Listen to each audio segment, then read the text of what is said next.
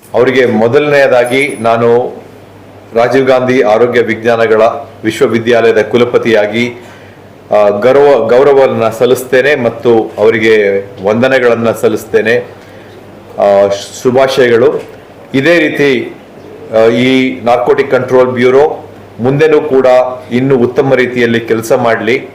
ನಮ್ಮ ಎಲ್ಲ ಸಂಸ್ಥೆಗಳ ಜೊತೆಗೆ, ವಿದ್ಯಾಸಂಸ್ಥೆಗಳ ಜೊತೆಗೆ, ಜನರ ನಾಗರಿಕ ಸಂಸ್ಥೆಗಳ ಜೊತೆಗೆ ಬೆರೆತು ಈ ಡ್ರಗ್ ವಿರುದ್ಧ ಹೋರಾಟ ಮಾಡಲಿ ಅಂತ ನಾನು ಕೇಳ್ಕೊಳ್ತೀನಿ.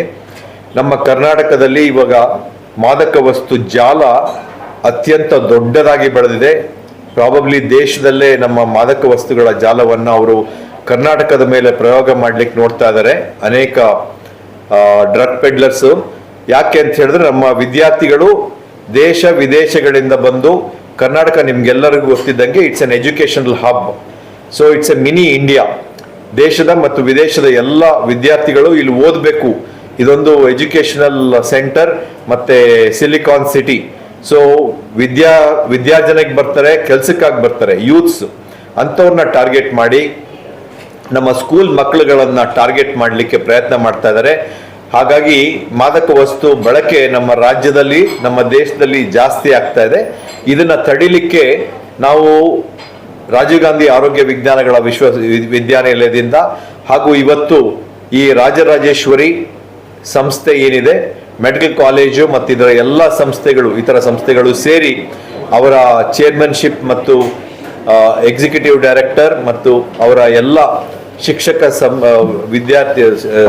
ಶಿಕ್ಷಕ ಬೋಧಕೇತರ ಸಿಬ್ಬಂದಿ ಜೊತೆಗೆ ಸೇರಿ ಈ ಒಂದು ಕಾರ್ಯಕ್ರಮವನ್ನು ಆಯೋಜಿಸಿದ್ವಿ. ಇದರಲ್ಲಿ 2,500-3,000 ಜನ ವಿದ್ಯಾರ್ಥಿಗಳು ಇವತ್ತು ನಮ್ಮ ಕರೆಗೆ ಹೋಗೊಟ್ಟು ಮಾದಕ ವಸ್ತುಗಳ ಬಗ್ಗೆ ತಿಳ್ಕೊಂಡಿದ್ದಾರೆ. ನಾರ್ಕೋಟಿಕ್ ಬ್ಯೂರೋ ಅವರು ಅದ್ರ ಬಗ್ಗೆ ಒಂದು ಚಿತ್ರಣ ಕೊಟ್ಟರು.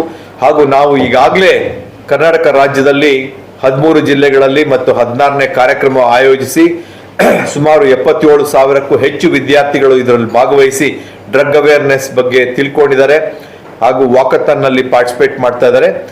ಸೊ ಈ ವಿದ್ಯಾಸಂಸ್ಥೆಗೆ, ರಾಜರಾಜೇಶ್ವರಿ ವಿದ್ಯಾಸಂಸ್ಥೆಗೆ ನಾವು ಆಭಾರಿಯಾಗಿದ್ದೇವೆ. ಇದೇ ರೀತಿ ಅವರು ಇಂಥ ಜನಪರ ಕಾರ್ಯಕ್ರಮಗಳನ್ನ ರಾಜೀವ್ ಗಾಂಧಿ ಆರೋಗ್ಯ ವಿಜ್ಞಾನಗಳ ವಿಶ್ವವಿದ್ಯಾಲಯ ಜೊತೆ ಸೇರಿ ಮುಂದುವರಿಸಲಿ ಅಂತ ಕೇಳ್ಕೊಂತೀನಿ.